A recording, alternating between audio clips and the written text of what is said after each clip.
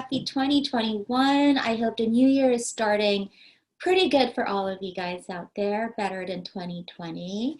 So I'm very excited and thankful because for today's episode, as we start this year, our guest is creative and talented musical composer Marcus Anthony Mack, who goes by the name Made by MAAM.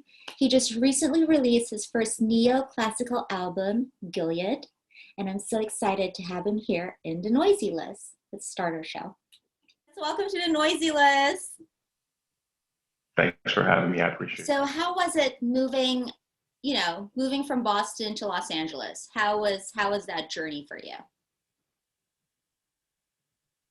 That transition was sort of like uh, not a snap decision, but kind of a snap decision. Um, right when I was kind of like debating on really like, I need to get out of Boston. I can't stay here. Um, and then I had sort of this chance encounter where basically someone had I was just kind of like looking for a sign of like, should I stay in Boston or should I move to LA? And apparently, I was headed home one day and someone had pulled out a gun in the train station as I was about to enter onto the train. He decided that he wanted to shoot this other guy who I guess if he said he saw him again, he's gonna, I'm gonna shoot you or I'm gonna fight you. So he tried to punch the guy in the face. The other guy pulled out a gun and he shot the guy. He missed, and I just remember thinking to myself, like, he's a bad shot. I'm gonna die. And Oh my I was maybe God. about 10 feet away from the shooter, and then as soon as the gunman passed me, because the gunman ran in the direction of the guy who tried to punch him to try and shoot him.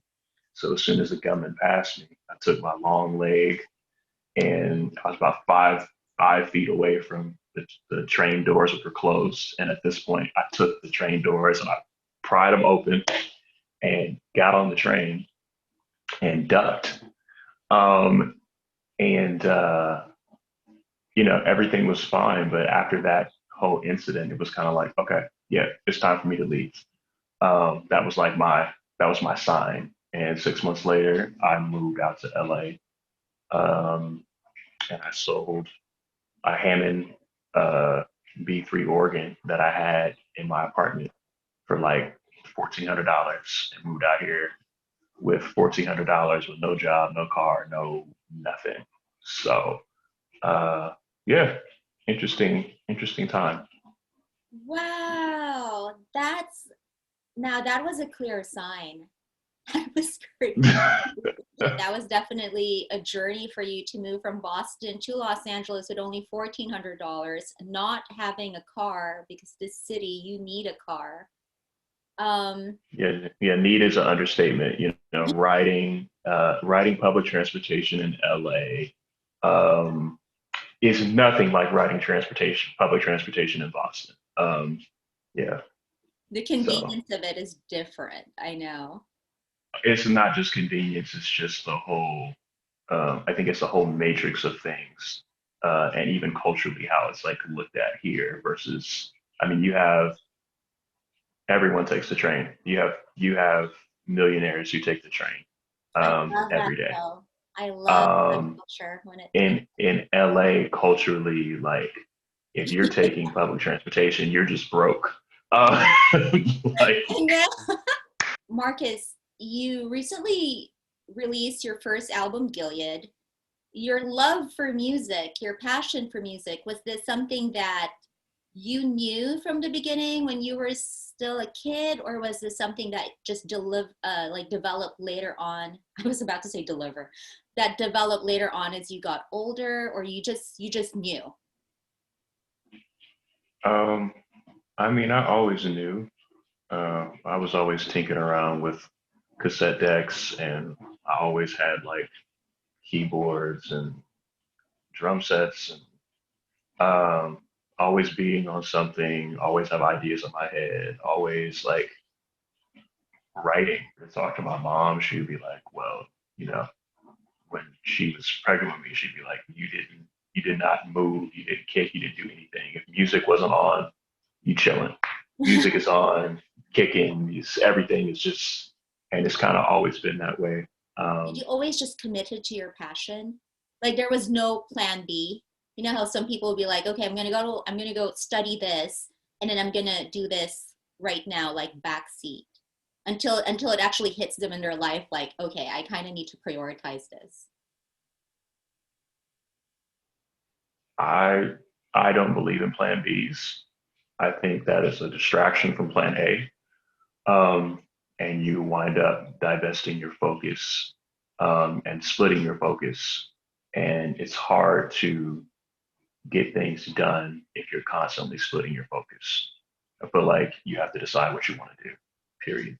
And then, you know, put in the work and have a plan and be pragmatic about how you're going to go about doing that. Forget about plan B. Till your very last day on earth. Just focus on what you want to do, right? I, I mean, I feel like that's the move. I mean, for me, it's not the move for everybody, but I would rather fail 1,000 times at trying to do what I want to do than to be just um, to be pushed into doing something out of fear that I don't want to do. Um, but it's more culturally acceptable or it's a safer choice. Yeah, don't care. That's true. That's true. You're always, I know that feeling when there's like a safe choice and another choice that's just so hard that seems to like ask so much from you. But you have to stay true to your heart. Now, being able to release your first album, how does that feel as a composer, as an artist? COVID hit and it just gave me a lot of time to reflect. And I started playing pretty much like all summer long. And I just started recording voice memos, ideas, and we filled my dining room with plants, around my piano and shot this video. Um, it was during that sort of session that, I really got the nudge that I kind of needed to be like, go ahead and put out a record. You know, I'm definitely excited. Definitely working on new material actually right now. And yeah, I think that's kind of how it's been going and how I got started and, all of that. So I am so excited for you. No, congratulations, really, because I absolutely love your album because, as you said, it's very reflective. I usually have very upbeat music in my car, and as soon as yours goes on, it's a whole different mood, and it really relaxes me. It's somewhat very therapeutic because I could feel your emotions with how you play the piano, and I'm like, oh, it kind of yeah, tells me to slow down. that emotion is often something that's discounted as something that's just sad, but I would argue that it's like about balance and it's not cynicism or being delusional. It's like this in between space of gray where you understand the good and the bad. You understand both binaries and you still have hope in the midst of understanding those binaries. For me, that was what I wanted to portray sonically. And so it's like I did songs that didn't make the record, or I played things that like didn't make the cut. Because for me, it's like if I didn't feel transported when I was playing it, I'm not putting it on record. You also mentioned that 2020 was a year, especially with COVID happening and the quarantine, us just being at home, that was a reflective year for you, wherein it was like your awakening year, where you realize a lot of like importance when it comes to your craft with music. So with COVID happening with 2020, and that was only one of the important events that happened, how I understand you were reflective about it. What else did you feel about 2020 with coronavirus and everything else that was happening, especially here in our country, you know? Um, that's That's loaded. I think for me personally, 2020 was an amazing year. um, it gave me an incredible amount of space and time that I didn't have before. Uh, yeah, it gave me a while to really kind of sit with my thoughts and ask myself what kind of life I want to live and what does that look like for me to live that life? What sacrifices am I going to have to make to live that life? Does that life require a lot of stress in my day to day? Does it allow me leisure time? Does it allow me time to do simple things like I'm going to go take a walk for an hour and a half and like watch the sunset, or I'm going to go run, 6 miles, um, and or I'm going to be on the phone for 2 hours talking with a friend. Like I just think all of those things are such a vital nutrients for living a good life. 2020 was understanding what those things are for me, and what what brings me joy, what brings me peace, what is going to bring me fulfillment, and doing putting out a record was definitely part of that, and just getting some other things in order. So I think that's the short version Sure. for. I I really love how, as you said, right, there's always two sides in a coin, like the dichotomy of everything happening. But also for you, it was also very reflective and transformative. And that was a perception, it seems like, that you decided to handle what was happening at that moment. And I think that's very important for us all because we really need time to be able to reflect who we are as a person and what we want to change or become better with our lives, because 2020 was a year that really pushed us, like awakened all of us to change, you know? Just as you said, it's you either had a moment to realize what things we take for granted and how do we want to live our lives better moving forward, right?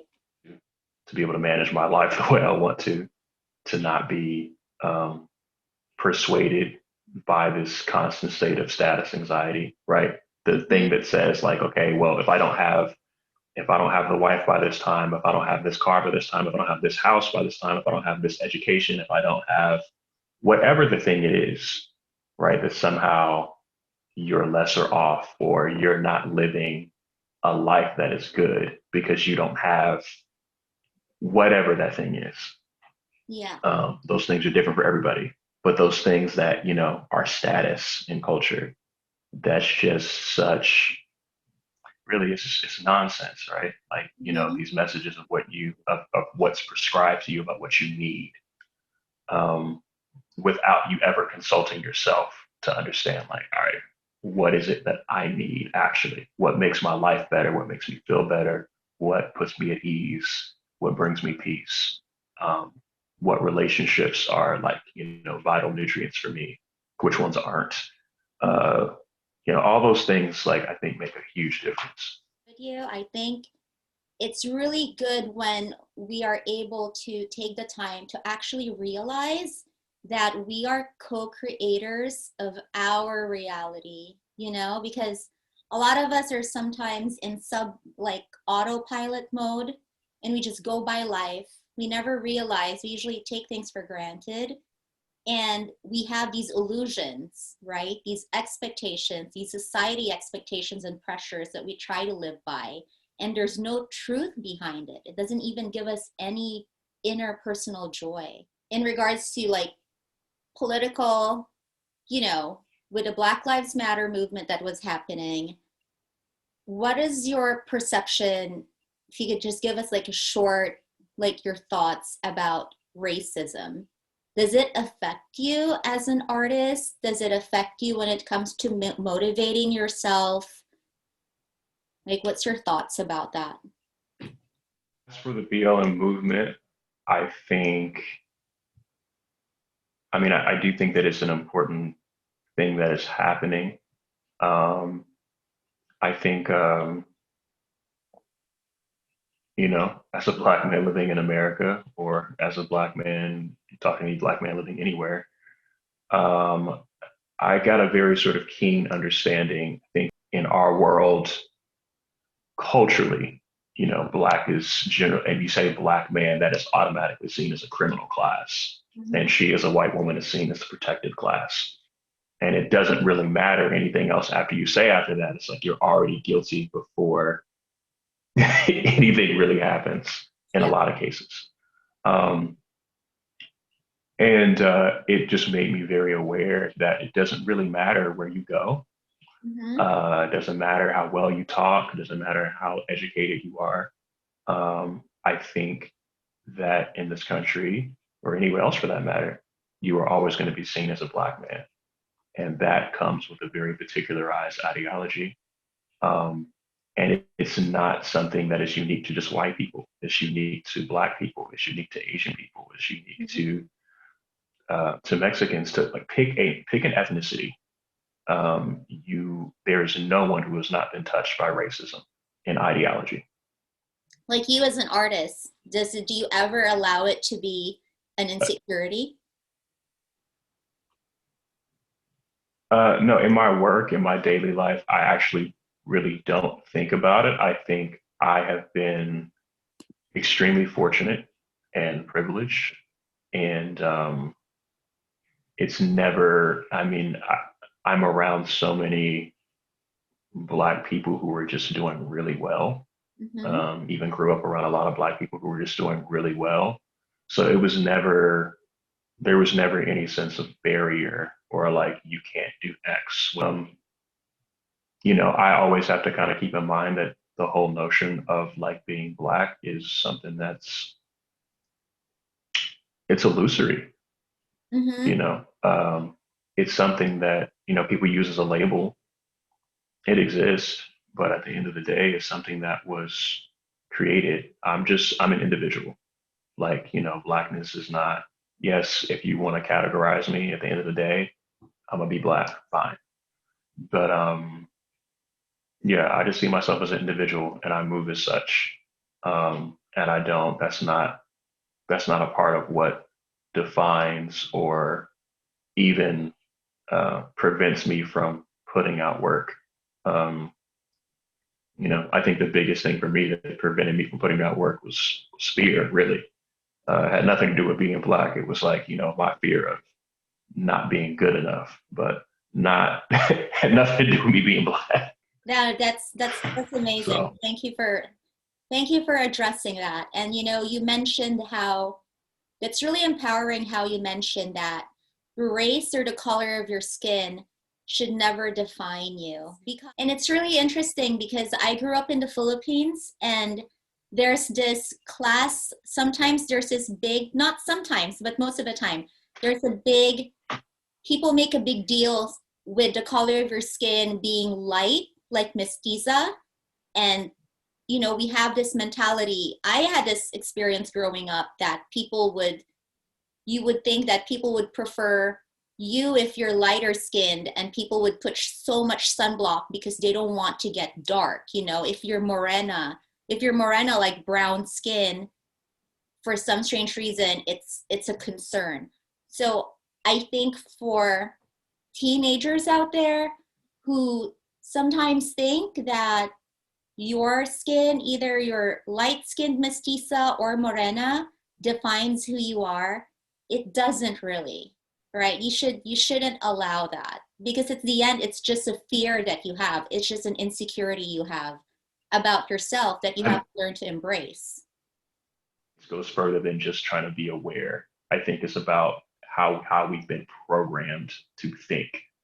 And I think even in terms of racist ideals, like myself as a Black man, I can have a racism against other Black people or against white people because it's something that has been learned and it's something that has been programmed and it's something that you have to actually really work at deprogramming. Yes. Um, and I know for myself, like growing up in a lot of white spaces, um, there is a certain, and growing up in Oklahoma, of all places, like there is a lot of programming that is being done subconsciously Mm-hmm. about, about Black folks Mm-hmm. and what is acceptable, what isn't acceptable, um, and even down to like, skin color and like, um, should you questions like, should you date a white woman? All that stuff like that. That's like it's a whole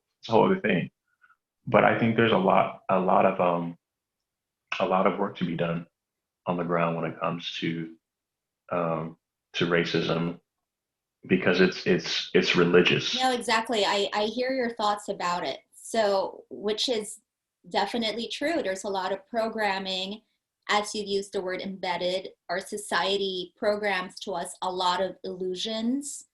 And I think it is our responsibility. It's yours and it's our responsibility to, as I said, for teenagers out there who have this idea in their head that, oh, I'm not pretty enough because I don't look a certain way or my skin color is not a certain way.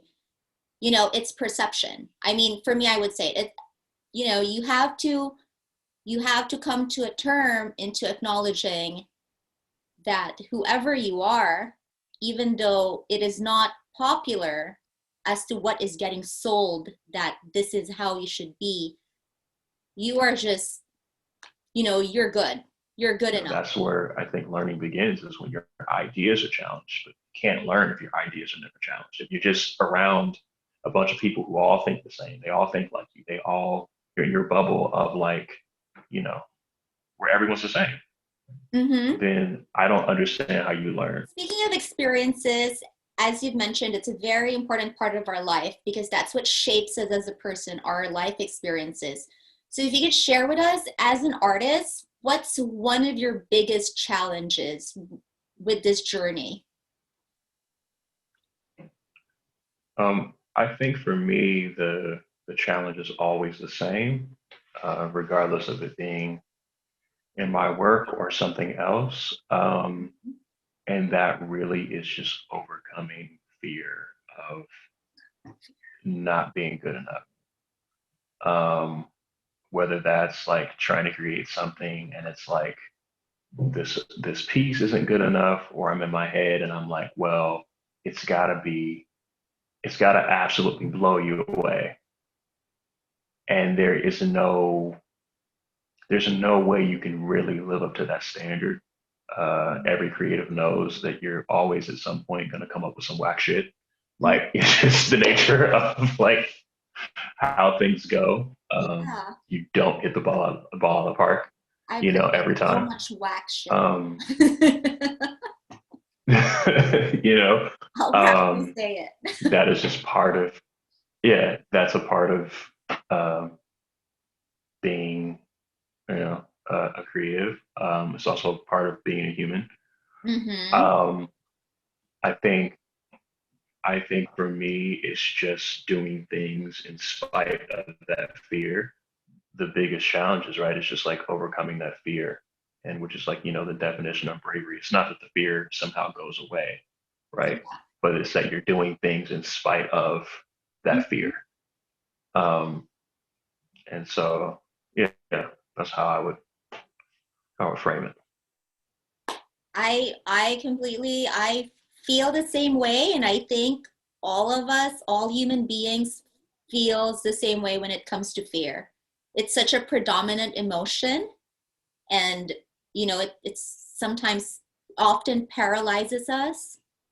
We hear like these, what is it? Like we have these thoughts in our head telling us we're not good enough or it's not going to work out. But you just have to keep going, right? It all comes down to how much you love something or someone. It doesn't matter. You just have to figure out how to overcome that emotion because in the end of the day, it's just another emotion that's quite strong. Yeah, it's on steroids sometimes. It's got a lot of it's got a lot of Got a lot of power. It's gold been on lifting weights it. for a long time. Yeah, it's been lifting weights for a long time. That's beautiful. Okay, Marcus. So just to end this, and thank you so much for sharing and opening up your ideas, your thoughts. These are all so helpful and so inspiring. And I know you're like, Crystal, it's okay. But it's really beautiful to just hear the journey that you're going through because all of us are going through the same thing.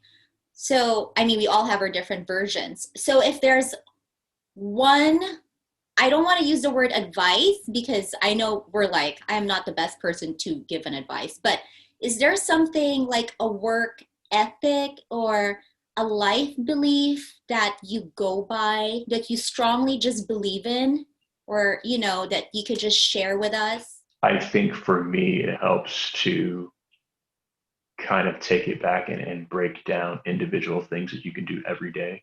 So for me, it wasn't so much of accomplishing some big goal, but it's been about, all right, what did I do today? All right, it was enough if I wrote this little piece of, this song. It was enough. I know I have 21 cues to write. I know I got 40 minutes worth of music to write. That's overwhelming to think about. Mm-hmm. Um, but all right, if I can I get one cue knocked out today? Can I get half of a cue knocked out today? Mm-hmm. If I wind up trying but not getting anything done, um, that's okay. If I missed a couple days and I wasn't productive, that's okay. Mm-hmm. It's just like continuing to do the thing, right? And not getting to this place of, I didn't do it, or so I'm not going to do it. And it's like this kind of like self-defeating, self-fulfilling prophecy, right? Where it's like you can never get anything done because Mm-hmm. you're too busy sort of like projecting yourself as like, all right, I'm a loser because I didn't do this. I didn't do X. But like if you actually can kind of come up with a plan and you simplify it and break it down to where it's like these are the things that need to get done so I can achieve my goal. And that's how I completed the album. That's how I've done other things. It was just through by like every day. I'm gonna, even if it's an hour, I'm gonna do this because this is building towards my goal. And just starting to, if you can dedicate more and more time to that, Mm-hmm. um, as you feel more comfortable and get more confident in your own self and your ability to get things done. Okay, that's so beautiful. Thank you. So that's a beautiful sharing to all of us. From what I'm hearing, what you're saying is first, take those small steps, those small steps necessary because you obviously can't get to the top of the mountain by just taking one big leap. You have to take those small steps, break your big plans into small pieces, and it's okay to take a break, but just keep going, right? Don't completely give up on yourself, like consistent. Just give yourself some sort of, Yeah, I mean that's really the key. Like, yeah, just trying to be consistent, yeah, even if it's for a little bit of time in the day, even if it's a little chunk. yeah, Like, you can't edit what you don't have, that's true. you know. Yeah. And that's been a huge thing for me. So it's like, all right, well, if you didn't create any music, Mm-hmm. it just doesn't exist. Like you have this, if you don't, for me, it became like, if I don't try, two things happen. One, I'll never know if I could have failed. Mm-hmm. Great. And that not knowing that I could have never failed also gives you this sense of hope that it's like, all right, well, I actually don't know. It allows you to keep this perpetual dream in your head without actually ever doing anything, Yeah. and allows you to like kind of be in this um, safety place Mm-hmm. that really just is, for me, just held me back. It's not really safe at all. It's just stagnant. Mm-hmm. And, anything that stops growing, it dies. So, I was experiencing a personal death, like on the inside for a long time. Um, and I think just the idea of doing those little things, of doing things in little chunks, of just trying to set little goals for yourself, um, is very, it worked, at least for me. Um, and that's what I've continued to do. So, Oh, that's so beautiful. No, that's really true. Because as much as you do these little things, before you know it, that idea that you felt so scared to do, that fear that was so overwhelming, and then you look back, you're kind of like, oh, hey, look, that was like, you overcame it. You like did this, and it happened. Which is great. Marcus, thank you so much for sharing all of these beautiful, beautiful thoughts and ideas, testimonies that you have about your journey as an artist. So everyone, if you're interested, I have Marcus' Instagram handle right over there, made by MAAM. It's Marcus Anthony Mack. So you'll be able to see his album there, Gilead, and I personally love his album. So, hey, thank you, Marcus, for being a part of the Noisy List. And I hope all of you guys are staying safe and healthy and enjoying, good wishes for the New Year's. Bye. but you're welcome. You're welcome.